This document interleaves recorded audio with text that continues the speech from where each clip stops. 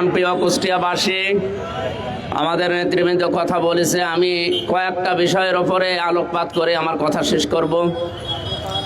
এখন নতুন ফ্যাসিস্ট হওয়ার জন্যে যে মানুষগুলো এই কুষ্টিয়াতে বিশেষ করে মাথা চাড়া দিয়ে উঠতেছে, আমরা এই বাড়িগুলোর দিকে একটু তাকাতে বলবো।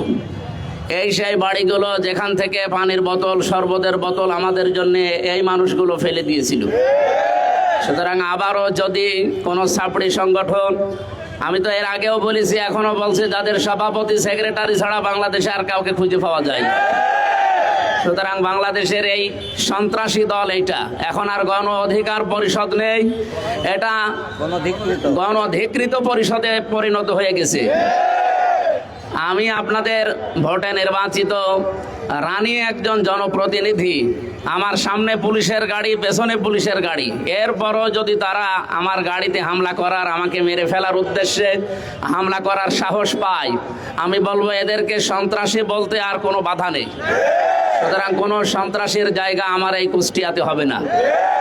আমরা যতদিন আছি, বাংলাদেশ জামাত ইসলামী, ইসলামী ছাত্র শিবির, তাওহীদি জনতা এই কুষ্টিয়াতে যতদিন আছে, কোনো সন্ত্রাসী কর্মকাণ্ড আমরা চলতে দেব না ইনশাআল্লাহ। প্রশাসনকে আমরা আহ্বান জানাই, কোনো দলের লেজর ভিত্তি করা যাবে না, সে যেই হোক। আপনারা সরকারি লোক, সরকারের দায়িত্ব পালন করবেন। এই কুষ্টিয়ার ডিসি, এসপি, ওসি, টিওনো যারা সরকারিভাবে দায়িত্বে আছেন, জনগণের জন্য যদি কাজ করেন এই কুষ্টিয়াতে থাকবেন, জনগণের জন্য কাজ না করলে আপনাদেরকে আমরা বিদায় দিতে বাধ্য হব।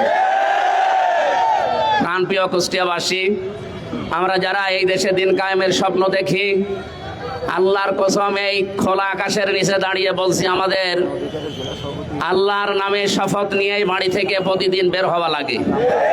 সুতরাং আমরা যেহেতু বের হয়েছি, সন্ত্রাসী সামনে যেই হোক, বিশেষ করে গণ অধিকার পরিষদের নাম নিয়ে এখানে আব্দুল খালেক, তৌকির এবং নাম না জানা আরো কিছু মানুষের ভিডিও ফুটেজ যেগুলো আছে, আমরা অলরেডি তাদের নামে মামলা দিয়েছি। 24 ঘন্টা সময় দিলাম, যদি গ্রেপ্তার করে আইনের আওতায় আনা না হয়, আমরা ডিসি অফিস ঘেরাও করব। আপনাদেরকে সাবধান করছি, এই কুষ্টিয়াতে কোনো সন্ত্রাসী কর্মকাণ্ড চলতে দেওয়া হবে না ইনশাআল্লাহ। এখান থেকে আজকে কয়েকটা বিষয় জানিয়ে দেই। আমার আসনের ভেতরে বাংলাদেশের এটা একটা আলাদা আসন, আমি তো বলেছি এখানকার সরকারি আমি। সুতরাং এই জায়গায় কোনো চাঁদাবাজি আমার আসনে চলবে না ইনশাআল্লাহ। কেউ কাউকে চাঁদা দেবেন না, কেউ কারো কাছে চাঁদা নেবেন না। যদি কেউ চাইতে আসে, বলবেন এমপি সাহেবের কাছে দেওয়া আছে, ওখান থেকে ভাগ নিয়ে আসেন। কার বাবার বুকের কলিজা এত বড় হয়েছে আমি দেখবো ইনশাআল্লাহ। 2 নম্বরের বিষয় বলছি, যারা আমাদের সদর থানার এবং ইবি থানার যারা দায়িত্বে আছেন, এসএলআর, এসপি, ডিসি যারা আছেন, জনগণের জন্য এখন থেকে আমরা যা বলবো আপনাদের জনগণের জন্য হলে এইটাই করা লাগবে। এর বিপরীত যদি কোনো কিছু আমি দেখি বা আমরা দেখি, আপনাদেরকে কিন্তু এই জেলায় আমরা আর থাকতে দেবো না। কারণ এই জেলা আমাদের জেলা, আমাদের প্রাণপ্রিয় জেলা। এই জেলাকে আমরা যেভাবে সুন্দর এবং স্বচ্ছভাবে গড়তে চাই, আপনাদের সাহায্য নিয়ে আমরা আশা করব আপনারা সাহায্য করবেন।